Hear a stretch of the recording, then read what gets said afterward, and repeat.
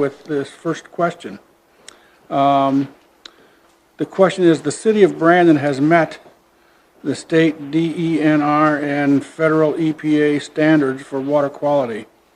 What standards do you feel are acceptable standards? And we'll start out with Michael.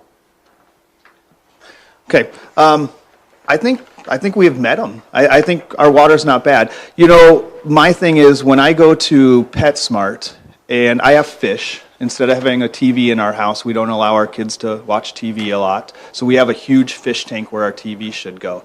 And when I go to PetSmart to get my water tested, the first thing I say is, you know, I need my water tested. And we're from Brandon, and the lady looks at me, the 16-year-old girl goes, "Ooh, you're from Brandon? Let's go to the chemical aisle real quick." You know, I don't know a lot about water again. I'm not an engineer or anything like that, but I know something's wrong. When somebody, a 16-year-old from PetSmart, can tell me, we're going to buy a lot of chemicals today, you know, that's a bad sign. The other thing is, I'm originally from Arizona, so I hate grass. Grass is a weed. So I ripped out my entire backyard. If anybody knows, in fact, the Auction Amore, I sold off my backyard for a pool party, and so people can come and use it. I have a giant pool and putting green and all that. So I hate grass. Parks are where you go for grass. That's my opinion. So I don't water my grass. I don't do anything like that because I think it's a waste. I don't enjoy coming home and mowing my lawn when I can be relaxing, and then I pay water to grow my grass some more. So I don't know. I don't know. Back to the question, I don't know if that's safe amount. I mean, that's why we have a water committee, and that's why we need to do more things. That's why we need to hire engineers. We need to hire people that are smarter than me. You know, I can tell you the water quality in a porta potty, and I can tell you soils, you know, the different types of soils that are out there, the loomy, clay, sandy, but I don't know what's safe for it.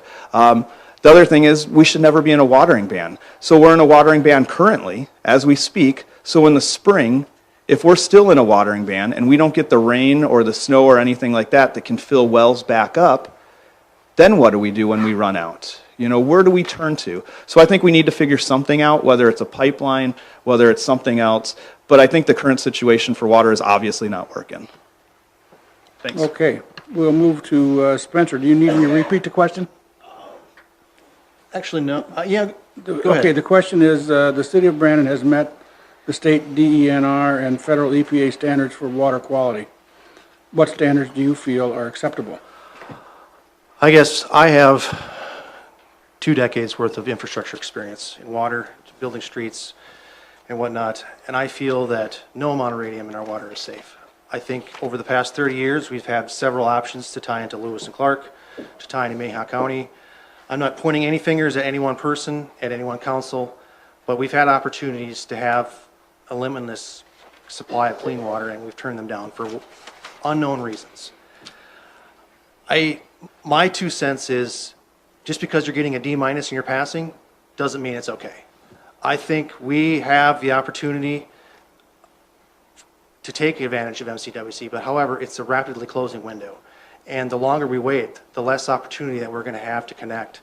So honestly, yes, we may be meeting the EPA standards now, but the longer we wait, I don't feel that we'll actually be able to do that. Because as Michael says, you know, rains and stuff are going to recharge our aquifer. Well, that's not the case. Our aquifer hasn't recharged in 27,000 years. And it's like sucking water out of a glass that's going dry. Eventually, you're going to get to the nasty floaties on the bottom, and that's the water that we're going to have to drink. So we are out of options. Okay, Barb? You need a question?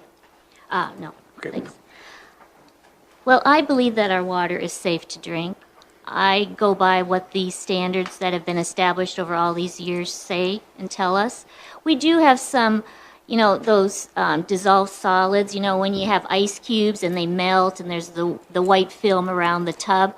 We do have some of that, and we do have some hardness in our water. But those are aesthetic things. They are not safety concerns. Would I like to have those go away? Sure. Would I like to have zero radium? Sure. But there is a cost to all of this. And so as a council, you have to look at what you're trying to accomplish and the cost of it. Now, again, our water committee is working on coming up with some ideas, and they're going to look at what it would cost if we went to zero radium.